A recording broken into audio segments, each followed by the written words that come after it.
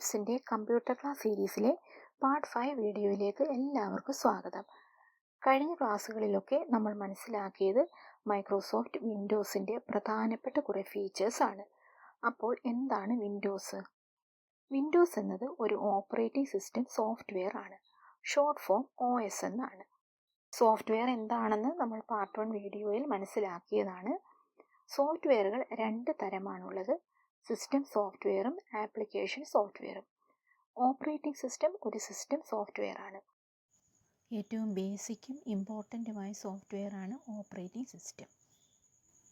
Word, Excel, Photoshop, WhatsApp, Facebook തുടങ്ങിയവയെല്ലാം application സോഫ്റ്റ്വെയറുകളാണ്. ഇവയെ ഷോർട്ടായി ആപ്പ് എന്ന് നമ്മൾ പറയാറുണ്ട്. ആപ്ലിക്കേഷൻ സോഫ്റ്റ്വെയറുകളൊക്കെ ഇൻസ്റ്റാൾ ചെയ്യാനും നമുക്ക് ആവശ്യമുള്ളതുപോലെ ഇവയൊക്കെ പ്രയോജനപ്പെടുത്തുവാനും വേണ്ടുന്ന എല്ലാ പ്രവൃത്തികളും ചെയ്യുന്ന ഒരു പ്ലാറ്റ്ഫോമാണ് OS. കമ്പ്യൂട്ടർ മെമ്മറി അലോക്കേറ്റ് ചെയ്യുക, ഫയൽസും ഫോൾഡേഴ്സും ഒക്കെ മാനേജ് ചെയ്യുക, ഇവയൊക്കെ ഇതിൽ ഉൾപ്പെടും.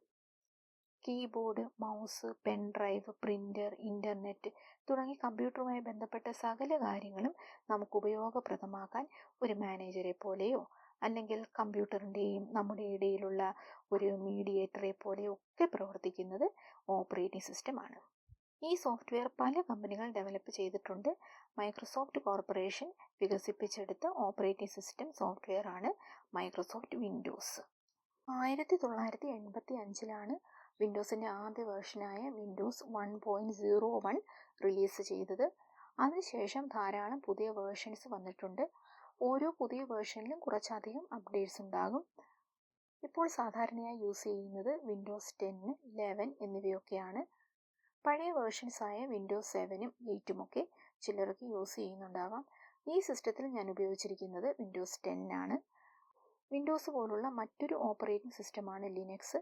ഇവയെ കൂടാതെ ആപ്പിളിൻ്റെ മാക് OS, അതുപോലെ തന്നെ നമ്മുടെ സ്മാർട്ട് ഫോണിൽ കോമണായി യൂസ് ചെയ്യുന്ന ആൻഡ്രോയിഡ് എന്നിവയൊക്കെ OSകളാണ്. അപ്പോൾ ഓപ്പറേറ്റിംഗ് സിസ്റ്റത്തെക്കുറിച്ച് അത്യാവശ്യം ഒരു ഐഡിയ എല്ലാവർക്കും ലഭിച്ചുവെന്ന് വിശ്വസിക്കുന്നു. ഇനി നമുക്ക് കമ്പ്യൂട്ടറിൽ ഇൻ്റർനെറ്റ് യൂസ് ചെയ്യുന്നത് എങ്ങനെയാണെന്ന് മനസ്സിലാക്കാം. അതിനായിട്ട് ആദ്യമായി നമുക്ക് ആവശ്യം ഒരു ഇൻ്റർനെറ്റ് കണക്ഷനാണ്. ബ്രോഡ്ബാൻഡ് കണക്ഷനോ മൊബൈൽ ഹോട്ട്സ്പോട്ടോ നമുക്ക് യൂസ് ചെയ്യാവുന്നതാണ്. ബ്രോഡ്ബാൻഡ് കണക്ഷനിൽ ലേറ്റസ്റ്റായ ഫൈബർ കണക്ഷനെ പറ്റിയൊക്കെ അത്യാവശ്യം എല്ലാവർക്കും അറിയാവുന്നതായിരിക്കുമല്ലോ. ബ്രോഡ്ബാൻഡ് ആണെങ്കിൽ നമ്മൾ കണക്ഷൻ എടുക്കുമ്പോൾ തന്നെ മോഡം എന്നൊരു ഡിവൈസ് നമുക്ക് ലഭിക്കും. അതിലൊരു ചെറിയൊരു സ്വിച്ച് ഉണ്ടാവും. നമ്മൾ ആ സ്വിച്ച് ഒന്ന് ഓൺ ചെയ്ത് കൊടുത്താൽ മാത്രം മതി, നമ്മുടെ കമ്പ്യൂട്ടർ ഇൻ്റർനെറ്റുമായി കണക്റ്റഡ് ആകുന്നതായിരിക്കും. വൈഫൈ പാസ്വേഡൊക്കെ മോഡം ഇൻസ്റ്റാൾ ചെയ്യാൻ വരുന്നവർ തന്നെയാണ് സാധാരണയായി എൻ്റർ ചെയ്ത് കൊടുക്കാറുള്ളത്. ആ പാസ്വേഡ് അവർ നമുക്ക് പറഞ്ഞു തരുന്നതാണ്. അത് നമ്മൾ നോട്ട് ചെയ്ത് വെക്കണം.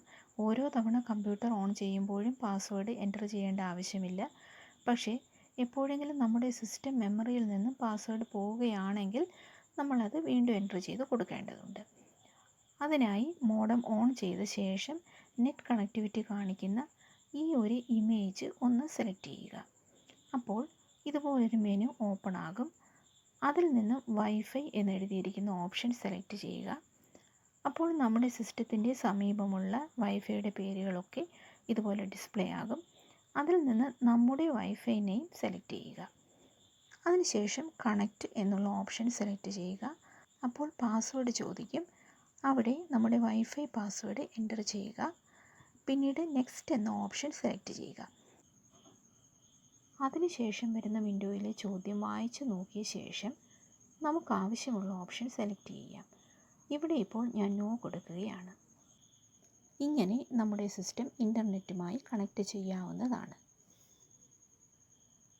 ഇനി വൈഫൈ കണക്ഷൻ ഡിസ്കണക്റ്റ് ചെയ്യുന്നതിനെക്കുറിച്ച് പറയാം. ഇവിടെ കാണുന്ന ഡിസ്കണക്റ്റ് എന്ന ഓപ്ഷൻ സെലക്ട് ചെയ്ത് വൈഫൈയുമായുള്ള ബന്ധം നമുക്ക് ഡിസ്കണക്റ്റ് ചെയ്യാവുന്നതാണ്. വീണ്ടും കണക്റ്റ് ചെയ്യണമെങ്കിൽ ഈ സെയിം മെനു ഓപ്പൺ ചെയ്തിട്ട് അതിൽ നിന്നും നമ്മുടെ വൈഫൈ നെയിം സെലക്ട് ചെയ്യുക. അതിനുശേഷം കണക്റ്റ് ഓട്ടോമാറ്റിക്കലി എന്ന ചെക്ക് ബോക്സ് സെലക്ട് ചെയ്ത് ഓട്ടോമാറ്റിക് മോഡിൽ ഓൺ ചെയ്യാവുന്നതാണ്. അല്ലെങ്കിൽ കണക്റ്റ് എന്ന ഓപ്ഷൻ സെലക്ട് ചെയ്തുകൊണ്ടും ഓൺ ചെയ്യാവുന്നതാണ്. ഇങ്ങനെ ഡിസ്കണക്റ്റിന് ശേഷം വീണ്ടും കണക്റ്റ് ചെയ്യാൻ പാസ്വേഡ് എൻ്റർ ചെയ്യേണ്ട ആവശ്യമില്ല. എന്നാൽ ഇപ്പോൾ ഉപയോഗിച്ചുകൊണ്ടിരിക്കുന്ന വൈഫൈ കണക്ഷൻ ഏതെങ്കിലും കാരണവശാൽ വേണ്ടെന്ന് നമുക്ക് തോന്നുകയാണെങ്കിൽ ഈ മെനു ഓപ്പൺ ചെയ്ത ശേഷം വൈഫൈ നെയിമിൽ റൈറ്റ് ക്ലിക്ക് ചെയ്ത് ഫോർഗെറ്റ് എന്ന ഓപ്ഷൻ സെലക്ട് ചെയ്യുക. ഇത്തരത്തിൽ ക്യാൻസൽ ചെയ്ത വൈഫൈ കണക്ഷൻ പിന്നീട് ഒരു സമയത്ത് നമുക്ക് വേണമെന്ന് തോന്നുകയാണെങ്കിൽ പാസ്വേഡ് എൻ്റർ ചെയ്ത് കൊടുക്കേണ്ടതാണ്. അതുപോലെ തന്നെ കമ്പ്യൂട്ടറിന് എന്തെങ്കിലും റിപ്പയേഴ്സ് ഉണ്ടായിട്ട് സർവീസ് ചെയ്ത് ലഭിച്ച ശേഷവും കംപ്ലൈൻറ്റിൻ്റെ സ്വഭാവമനുസരിച്ച് ചിലപ്പോൾ പാസ്വേഡ് വീണ്ടും എൻ്റർ ചെയ്ത് കൊടുക്കേണ്ടതായി വരും. മൊബൈൽ ഹോട്ട്സ്പോട്ട് ഉപയോഗിച്ചാണ് നമ്മുടെ കമ്പ്യൂട്ടർ ഇൻ്റർനെറ്റുമായി കണക്ട് ചെയ്യുന്നതെങ്കിൽ മോഡം ഓൺ ചെയ്യുന്നതിന് പകരം മൊബൈൽ ഫോണിൽ മൊബൈൽ ഡേറ്റയും ഹോട്ട്സ്പോട്ടും ഓൺ ചെയ്യുക.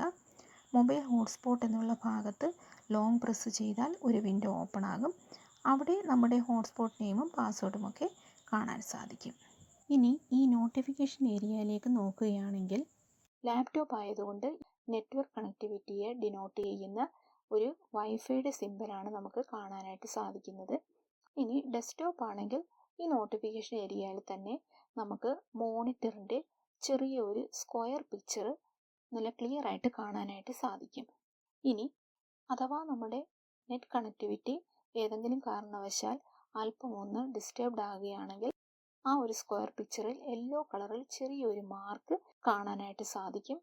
കണക്ടിവിറ്റി കംപ്ലീറ്റ് ആയിട്ട് കട്ടാകുകയാണെങ്കിൽ ആ ഒരു സ്ക്വയർ പിക്ചറിൻ്റെ മുകളിലായിട്ട് റെഡ് കളറിൽ ഒരു എക്സ് മാർക്കും നമുക്ക് കാണാനായിട്ട് കഴിയും. അങ്ങനെ സംഭവിക്കുകയാണെങ്കിൽ നമുക്ക് മൗസ് പോയിൻ്റർ ആ ഒരു മാർക്കിൻ്റെ മുകളിലേക്കായിട്ട് കൊണ്ടുവന്ന ശേഷം ഒന്ന് റൈറ്റ് ക്ലിക്ക് ചെയ്യുക. അപ്പോൾ ഇങ്ങനെ ഒരു ചെറിയൊരു മെനു ഓപ്പൺ ആയി വരും.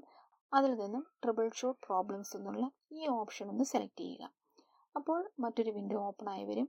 അവിടെ നിന്ന് നമുക്ക് ഈ ഒരു കണക്ടിവിറ്റി നഷ്ടപ്പെടാനുള്ള റീസൺസ് മനസ്സിലാക്കാവുന്നതാണ്. ഇപ്പോൾ നാം കമ്പ്യൂട്ടറും അതുപോലുള്ള ഡിവൈസസും ഇൻ്റർ കണക്റ്റഡ് ആയിട്ടുള്ള ഒരു വേൾഡ് വൈഡ് സിസ്റ്റവുമായിട്ടാണ് കണക്റ്റഡ് ആയിരിക്കുന്നത്. ഈ കണക്ഷൻ ഉപയോഗിച്ച് നമുക്ക് ധാരാളം വെബ്സൈറ്റുകൾ സന്ദർശിക്കാനും ഒരുപാട് കാര്യങ്ങൾ ചെയ്യാനും സാധിക്കുന്നതാണ്. അതിനായിട്ട് നമുക്കിനി ആവശ്യം ഒരു ബ്രൗസർ ആണ്. അത് ഒരു സോഫ്റ്റ്വെയർ ആണ്. നമ്മൾ കഴിഞ്ഞ ക്ലാസ്സിൽ മനസ്സിലാക്കി. ഗൂഗിൾ ക്രോം ഒരു ബ്രൗസറാണ്. ഫയർഫോക്സ്, മൈക്രോസോഫ്റ്റ് എഡ്ജ് ഇവയൊക്കെ ബ്രൗസറുകളാണ്. ഞാൻ നേരത്തെ സൂചിപ്പിച്ചതുപോലെ ഈ സിസ്റ്റത്തിൽ ഓപ്പറേറ്റിംഗ് സിസ്റ്റം വിൻഡോസ് 10 ആണ്. ആ ഓപ്പറേറ്റിംഗ് സിസ്റ്റത്തിൽ തന്നെ നമുക്കൊരു ബ്രൗസർ ലഭിക്കുന്നതാണ്. ആ ബ്രൗസറാണ് മൈക്രോസോഫ്റ്റ് എഡ്ജ്. പിന്നീട് ഫയർഫോക്സ്, ഗൂഗിൾ ക്രോം എന്നിവയൊക്കെ ഈ ഒരു ബ്രൗസർ ഉപയോഗിച്ച് ഇൻ്റർനെറ്റിൽ പ്രവേശിച്ച ശേഷം ഡൗൺലോഡ് ചെയ്ത് എടുക്കാവുന്നതാണ്. അതല്ലെങ്കിൽ നമ്മുടെ കമ്പ്യൂട്ടർ വാങ്ങിക്കുന്ന ആ ഒരു ഷോപ്പിൽ പറയുകയാണെങ്കിൽ അവർ ഇങ്ങനെയൊക്കെയുള്ള ബ്രൗസേഴ്സ് നമ്മുടെ കമ്പ്യൂട്ടറിൽ ഇൻസ്റ്റാൾ ചെയ്ത് തരുന്നതുമാണ്. കോമൺ ആയിട്ട് യൂസ് ചെയ്യുന്ന ബ്രൗസർ ഗൂഗിൾ ക്രോം ആണ്. നമുക്ക് അത് തന്നെ ഒന്ന് ഓപ്പൺ ചെയ്യാം. നമ്മൾ ഓപ്പൺ ചെയ്യുമ്പോൾ ഇതുപോലെ ഒരു വിൻഡോ കാണാം. ഇവിടെ ഗൂഗിൾ എന്നെഴുതിയിരിക്കുന്നത് സെർച്ച് എഞ്ചിനാണ്. നമുക്ക് സെർച്ച് ചെയ്യാനുള്ള വെബ്സൈറ്റിൻ്റെ ഐഡിയും മറ്റും ഇവിടെ ടൈപ്പ് ചെയ്ത് കൊടുക്കാവുന്നതാണ്. അല്ലെങ്കിൽ ഇവിടെ വേണമെങ്കിൽ നമുക്ക് ടൈപ്പ് ചെയ്ത് കൊടുക്കാവുന്നതാണ്. ഈ ന്യൂ ടാബ് എന്ന് കാണിച്ചിരിക്കുന്നത് ഈ ഒരു വിൻഡോയാണ് സൂചിപ്പിക്കുന്നത്. ഇനി പ്ലസ്സിൽ നമ്മൾ ഒന്ന് ലെഫ്റ്റ് ക്ലിക്ക് ചെയ്താൽ മറ്റൊരു വിൻഡോ ഇതുപോലെ തന്നെ ഓപ്പൺ ആകുന്നതായിരിക്കും.